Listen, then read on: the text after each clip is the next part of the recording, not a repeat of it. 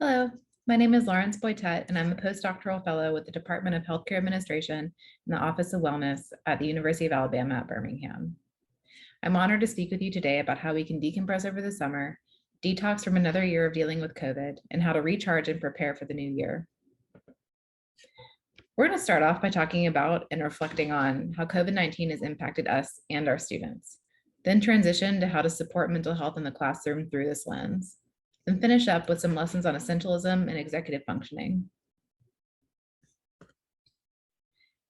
My only disclosures are that I'm here to tell you in as many forms as I can is that it's so important to be gentle with yourself and others. It's been a rough few years, and I think we need to acknowledge that. It's okay if you're not okay, and you are important, and you are not alone. I also want to read this graphic by M. Roy, just because I think it's one to remember if you navigate tough situations often, as you might in your profession. It's okay if it's hard to focus. It's okay if you're struggling to figure out what to do or how you feel. It's okay if you're not handling things perfectly. There is nothing wrong with you. It's a difficult situation and it's not your fault. Okay, let's jump in. I want to start by sharing just a few common reactions that we see during times of stress and uncertainty. At the top of the list, we all know exists fear and anxiety. For example, feeling anxious or worried about yourself or your family members contracting COVID-19 or spreading it to others. We absolutely have concerns about basic needs, including food safety, food security, personal safety, and medical care. And there's been a shortage of a number of items over the course of COVID, and still now in this semi-post-COVID era that we haven't really ever had to experience before. Depression and boredom are also not uncommon and to be expected at times. And think about it. We've been exposed to this stress for many, many months, years even at this point. Our bodies and our brains are not used to functioning under that type of stress and need to adapt constantly over such a long period of time. You might be feeling feelings of sadness or low mood. There might be extended periods of time at home sometimes, and this definitely results in boredom, loneliness, anger, frustration, irritability, and other feelings that are to be expected because we have a loss of freedom and mostly a loss of normalcy. This chronic uncertainty and frustration about how long we're going to remain in the situation and now deal with those repercussions of this chronic stress and even worry about what the future is going to look like. And that can certainly contribute to feelings of anger, frustration, and irritability, and maybe just having a shorter fuse. A lot of folks I've heard, especially this year, have also experienced a lack of motivation. I know at times I definitely have. And this prolonged exposure to stress, the isolation, the loneliness, and the lack of ability to do the things that used to help us in the past. I mean, with teachers, compassion fatigue, worrying about your students constantly, worrying about yourself constantly. All these things that we've used to cope in the past may not just be available in the same way as they used to be. And sometimes it makes it hard to do the things that we need to do. So let's drill down a little further. It's published knowledge that educators experience stress and burnout. I don't think it would surprise you if I told you that teachers have higher rates of psychological stress and burnout than many other occupations. Of course, this doesn't surprise you. You have to worry about the success and progress of your students, many students. You have to worry about your family. You have to worry about yourself, if you remember to do so. And there's a multitude of factors contributing to the high rates of stress and burnout in the education field. Studies suggest that some of the most common sources of teacher stress include high-stake testing, large class sizes, behavioral challenges in students, physical space, lack of autonomy in education, workload and paperwork, inadequate recognition or advancement, and gap between training expectations and actual work experiences. And these contributors have a real effect on you and those around you. Let's think back to our common reactions to stress and uncertainty: anxiety, depression, anger, frustration, lack of motivation. Living under chronic stress and burnout leads to these feelings. And these feelings negatively impact your teaching quality some days. It impacts your health, both mental and physical. There are high rates of teacher turnover. You lose enthusiasm for the job. One study showed that 89% of surveyed teachers said they'd been enthusiastic about teaching when they started their profession, but only 15% reported being enthusiastic at the time they completed the survey. This trickles down and often has negative effects on our students, and we see these behaviors mirrored in them. And these behaviors can manifest in a number of ways, both in the classroom and in direct communication with our students. Have you noticed that your students are less engaged, have more absences, and are performing poorly? I do. Perhaps you hear them talking about stress and crisis. Maybe classmates disclose that their peers are feeling negatively about their lives. Maybe you've even heard your students express suicidal ideation. And this cycle continues, and it feels like it always falls back on you. I've heard comments from other instructors in my department and around campus who comment that they have no idea how to respond to their students who are struggling with their mental health. You have fear and anxiety about how to respond. I definitely struggle with this. After all, I'm a researcher, I'm an educator, but I'm not a counselor. I carry a lot of uncertainty about how to respond. Maybe you have uncertainty about how or where to send somebody for help. Maybe there's discomfort around what to say, or fear that you might make it worse. But I don't mean to tell you all of these things to be a Debbie Downer, but I tell you this in hopes that you feel seen and you feel heard. And these things that you might have felt over the last year or years or feel now or both, they're normal, they're common, and you're just not alone. So let's transition to a more upbeat topic and talk about how we can support mental health in our classrooms. And no, I don't mean with just a focus on the students. By taking a look at how we can incorporate breaks, practice mindful communication, promote connection, gain skills and flexibility, and embed wellness into our routines, hopefully we can work together to create classroom spaces that are safe for both our students, but are also safe for ourselves. Our first construct is taking a break, and this can be digested in many ways. One can be to take 5 or 10 minutes during the class to take a breather. Have some assignments on hand that require group work where you can take a break from lecturing. Maybe it's actually taking a 5-minute break to transition to a new chapter or a new topic and let the students get up and stretch. Think about the rhythm of your tests and assignments. Utilize your course calendar and be intentional as you organize difficult content throughout the semester. Perhaps think about creating more frequent, smaller stakes assignments rather than huge tests. In my classroom, I ask students to take small, automatically graded 5-question quizzes every week with 1 midterm and 1 final. They have the opportunity to complete post-exam assignments where they reflect on the questions that they got wrong, and then tell me why they think they missed them, and then tell me how they study that specific content for some extra points back on the test. This not only helps me see where I'm missing the mark with them, but also helps them learn how to effectively study. That's a win-win to me. But also give yourself a break and set boundaries with yourself. Don't answer your email before breakfast. No working after certain times in the evening, and encourage your students to take a break too. Practice mindful communication. Make timely announcements. I personally like to make weekly announcements to my students to look ahead of what's coming up, and also to remind myself what's coming up.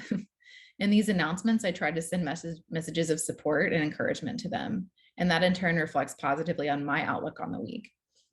Respond to student communication within a reasonable time, but it's important to give yourself grace to know that sometimes you're not going to meet that goal. But in that, be transparent with your students and let them know when you're backlogged. Plan time in your day when you can respond. I actually have this platform on my Canvas online platform called Ask the Teacher Forum. And that's where students can post commonly asked questions and respond to each other for questions that most students might have. That way, before they send an email to me, they can check the forum and see if that question's already been answered. And that circumvents a lot of email communication between us. And it also gives the students a chance to help each other. Be clear and explicit with your expectations, and use transparency and be consistent. It's important to set comprehensive, clear, and explicit syllabi and set those boundaries within that and stick with them. Ask for feedback, check in, see what's working in the classroom and what's not. Showing you're making an effort and that you care can go a long way in how your students interact with you. Promote connection. Try your best to arrive early and be available. Now, I have a toddler. I know that this isn't always a thing, but when you get there, be welcoming. Welcome your students, and then at the end of the day, send them off with encouragement and positive reminders. Use small groups. This can give you an opportunity to step away from the podium and let them learn from each other. This is an evidence-based teaching skill called iterative practice and feedback. In organizational behavior, which is my research area, we say teams outperform individuals. They work together to come to a consensus, and they hear information and content from the class in the words of their peers, which is often better understood that way. They generate more ideas and their productivity improves. And throughout this, perform check-ins, see what's going on with them, and try to relate your content back to their lives. Create examples of what you're teaching that tie into real life, and this encourages deep learning. Be flexible and adaptable. Balance expectations and standards with flexibility and adaptability. Then recognize and honor your own boundaries and limitations. As faculty, we have a great responsibility to teach and deliver programs and courses with rigor, with standards that know that when students complete the course, that they have learned what they need to learn and mastered what they need to master. And that requires holding high expectations. But at the same time, we know that we must practice extra flexibility, especially now. The question is, how can I do both? It often seems like you might have to compromise one or the other. And so this is the tension that we have to hold. But flexibility doesn't mean there are no standards and no expectations. Sometimes being clear about your flexibility, you say, I can do this to this extent. I can give you until this point to make up your work. You will have this alternative assignment. Never this open, just tell me when you can turn it in. Because actually studies show that open deadlines with no parameters and no boundaries can cause more problems. Make sure students get what they need in the classroom and intervene when you need to. This doesn't mean you have to be everything for everyone. You can and should honor your own boundaries. There may be only so much that you can do in a particular setting, and that's okay. You've got to make those decisions so you can take care of yourself and so you continue to show up for the job that you need to do. It's super important to take care of yourself because you are in this very demanding role. Embed self-care and well-being in the classroom. And this is just by promoting public health behaviors. A sense of safety is proven to lower anxiety and stress. Consent around community behavior impacts mental health. And remember that promoting all of these factors creates a safe wellness space for your students and yourself. So take some time to brainstorm how you might promote, model, and create a classroom culture that supports holistic self-care. Be there for your students and be an example to them. And by doing that, be prepared to communicate your limits. Recognize and acknowledge that we're all human beings and we're all going through a lot. Some you might know about and some you might not know about. Even acknowledging hard times or challenges can go a long way. Give yourself extra grace. If you have things in your control and you have things out of your control, and you ultimately can only control your attitudes and actions and not those of others. Be kind to yourself and remember that if your compassion doesn't include yourself, it's not complete. So how do we do all of this? How do we remember all these things and then effortlessly incorporate them into our lives? I want to introduce you to the idea of essentialism, or the disciplined pursuit of less, the philosophy that is an iterative process, with emphasis on the word process. You should pursue this over the entire course of your life. And as you adapt and change in your surroundings, you constantly define and redefine where you can create the most value, then find ways to execute it most effortlessly. I want to recommend a book to you all, a quick and easy read that really changed my life. Not being dramatic, it changed my life. It's called Essentialism by Craig McKeown. In the next few slides, I'll go over the key takeaways, SparkNote style. But there are so many nuggets of wisdom that the author imparts that if you need a summer reading item, this is it. It's a quick and easy read, and it'll give you a lot of skills that you can take into the new year. The first lesson is learning the difference between productivity and hyperactivity. The two concepts are often mistaken as synonymous in practice. I know I confuse them almost daily. Let's look at the images on the screen. In both images, the same amount of energy is exerted, or let's pretend that that's so. On the left, the energy is divided and exerted in a lot of different activities. Here, you're making a millimeter of progress in a million directions. But imagine living your life as depicted on the right. Energy is given to fewer activities.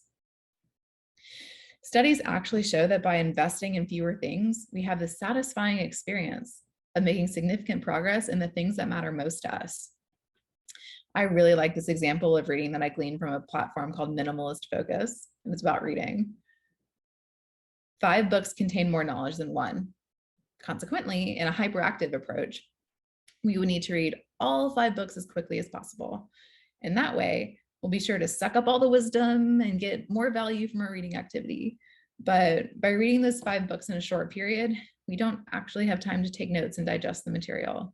And worse still, we don't have time to focus and digest the book's lessons. Reading one of the 5 is the essential solution. By taking time to read the book properly, slowly, we allow our brains to let the knowledge sink in. And over time, we'll benefit more from having digested 1 book properly than flying through 5.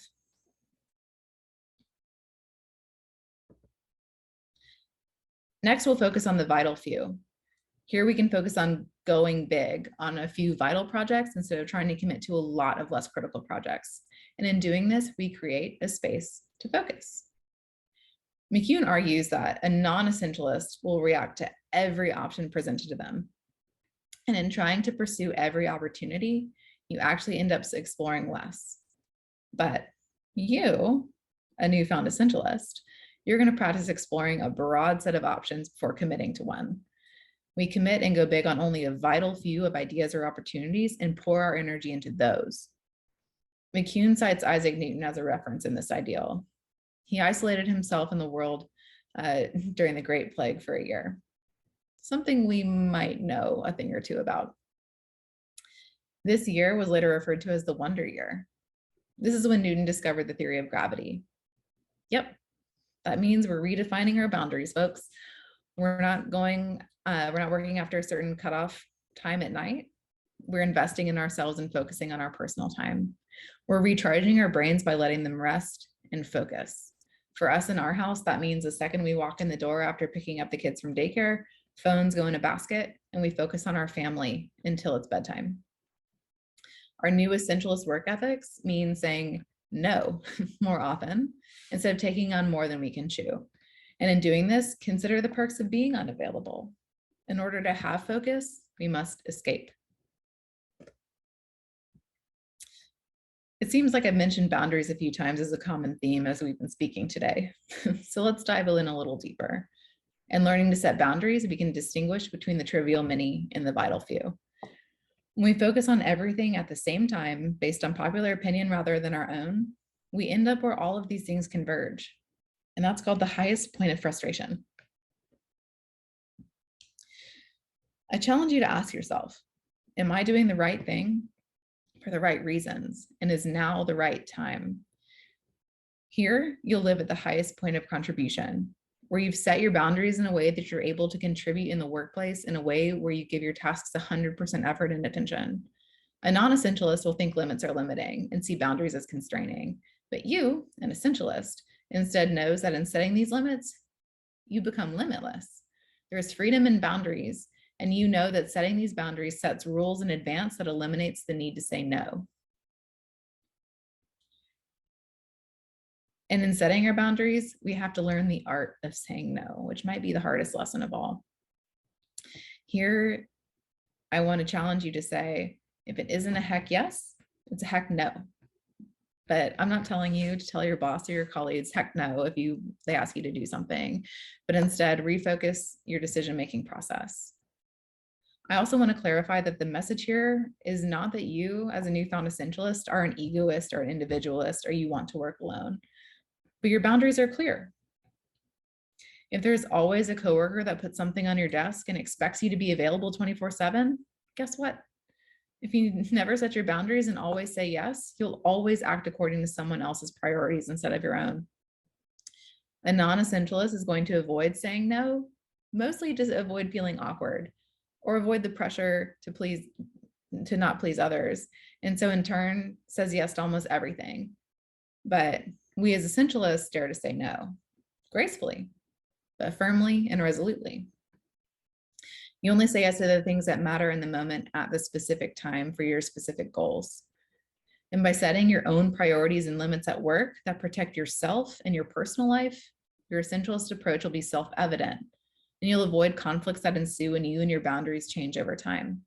And it gives other people permission to set boundaries. But how do we decide when to say no? Create your non-negotiable criteria for saying yes that helps you better focus on your endeavors. In seeking new opportunities, you ask yourself, what am I deeply passionate about? What taps my talent? And what meets a significant need? In adding things to your plate in the workplace, write out the opportunities and reflect on them. Then write out a list of 3 minimum criteria options that the opportunity would need to pass to be considered. Then write out 3 extreme criteria that it would need to pass to be considered. If it doesn't pass these 3 minimum criteria, then the obvious answer is no. McCune also argues that if it doesn't pass 2 to 3 of the extreme criteria, the answer is no. But in saying no, you need to remember to be graceful in the process. Again, we're not shouting heck no in the faces of our colleagues. Instead, we're saying, though that opportunity is great, I don't feel like I have the bandwidth at this time to contribute to the extent that would best fit this ask. Here's also an opportunity to invite others to the table who might have the time and the expertise, but maybe didn't come to the mind of the person asking. And remember, if you don't prioritize your life, someone else will. In taking these steps, we can start to make meaningful progress towards our goals. As essentialists, we should do something every day that will inch us closer to a better tomorrow in our lives. A non-essentialist is going to try to force big wins and go all in on everything.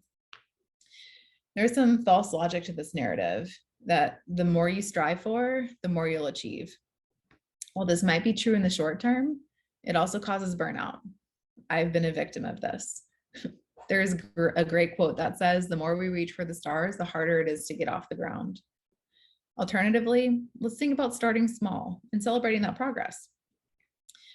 My favorite thing to do is write out my to-do list and check things off as I go. I'm not talking about writing out like a huge project and not checking it off until it's done. I love taking the project and boiling it down to its different components, and then I check them off as I go. Celebrate your progress. Pursue the small and simple wins that are essential. Sometimes I'll complete a task and go back and add it to my to-do list just to check it off so I feel like I've done something. Research actually shows that out of all forms of human motivation, the most effective one is progress. And why?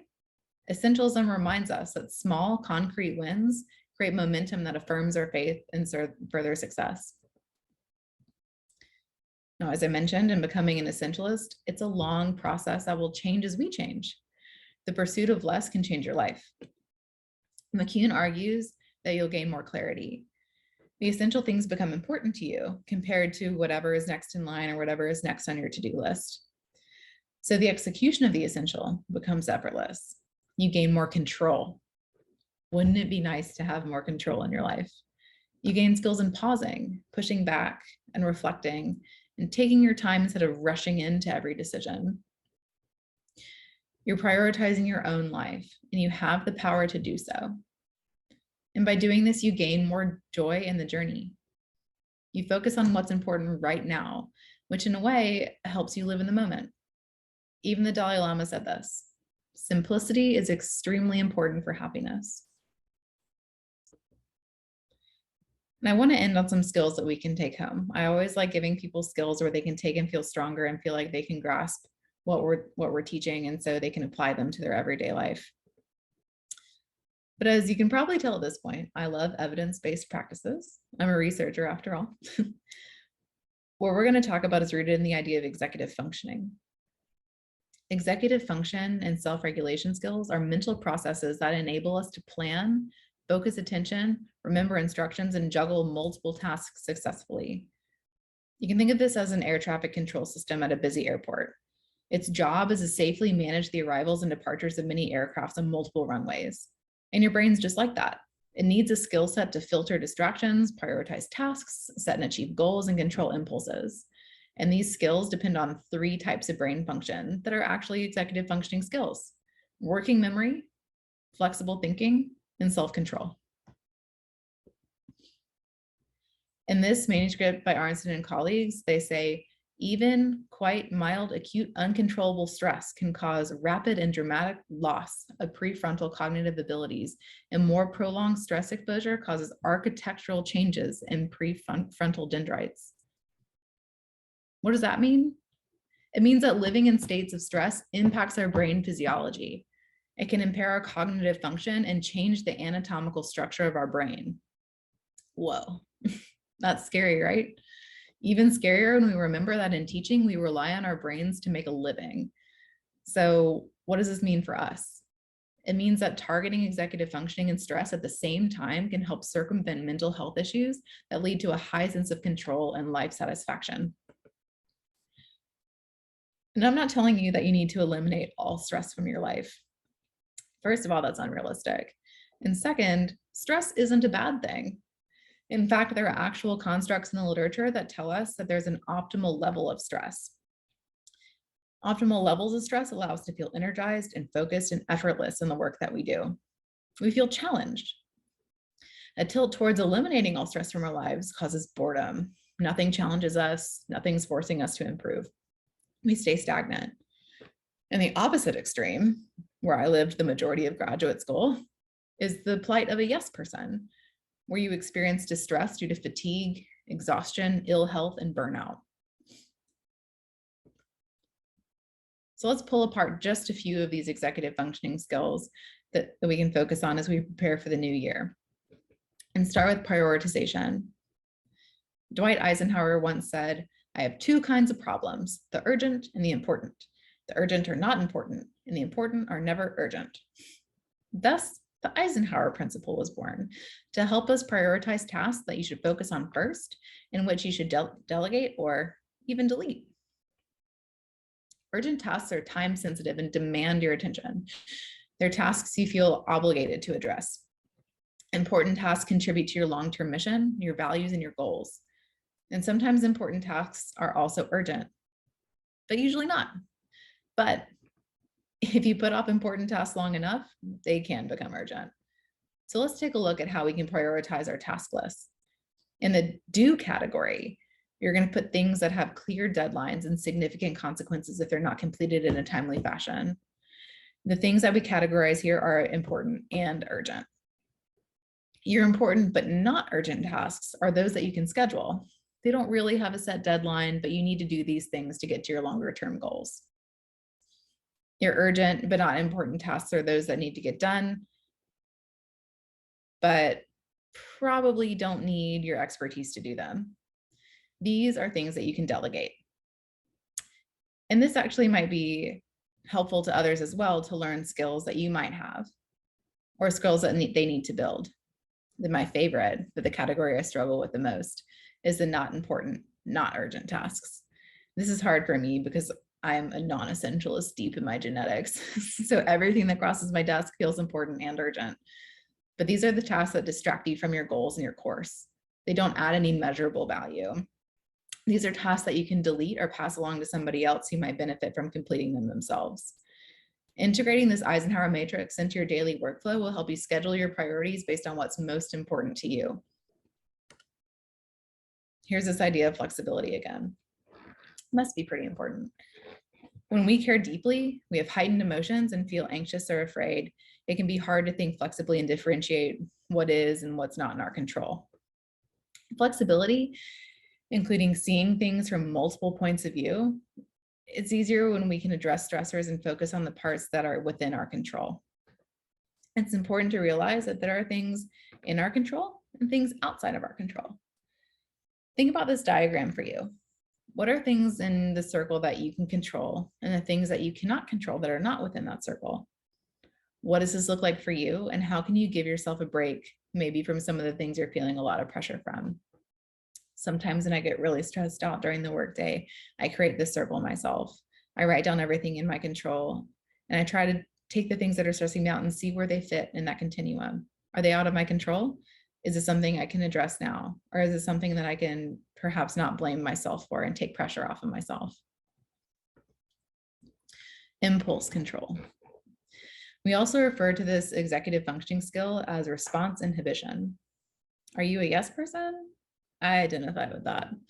Instead of saying yes to another task, stop, take a breath, open your mind, and pick the option that feels best for you. When I get asked to do these things these days, I force myself to say, let me think about that and get back to you. Or let me think about how I can best complete this ask. Even if I really, really want to do the task that's asked of me, I make myself stop and think about my to-do list, what's currently on my plate, and what my goals are. Then I see where that project or task fits into my schedule, and fits into my priorities, and fits into my goals. In doing this, not only am I making sure that I have the bandwidth to contribute appropriately to that ask, but I'm also giving others permission to do that as well. And in this process, you can practice another great executive functioning skill called emotional regulation. Relax with some deep breathing exercises. Take a break, walk away, sleep on it. If whatever is being asked of you is stressful, distract yourself. Go outside, listen to some music, or just remove yourself from that decision-making environment.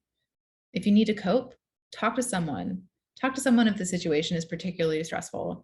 Recognize and appreciate unhelpful thoughts that you might be having, and then make a plan to address the issue.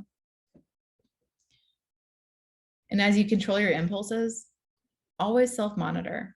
Be mindful. Is my mind full, or are you being mindful? Create that habit of checking in with yourself. Create a list of questions that you can ask to check in with yourself. You ask yourself, how am I feeling? What are my stress points? Maybe how much do I want to accomplish this week? And is that ask of myself realistic? What are the pros and cons of how I'm handling things right now? But as we move through the summer and prepare for the next year, remember that in your role as an educator, it's important to support your students as best as you can, but you cannot serve from an empty or broken vessel. It's required that you take care of yourself. And please, most importantly, remember that you matter, you're important, and you're not alone. I thank each and every one of you for the important job that you do. You shape and inspire the hearts and minds of generations to come, and you share the enormous responsibility of teaching future politicians, doctors, teachers, parents, how to be tenaciously curious people, armed with the knowledge that's going to change our world. If you have any questions or concerns, please reach out. I'm happy to chat or help in any way that I can. And thank you for allowing me to speak with you.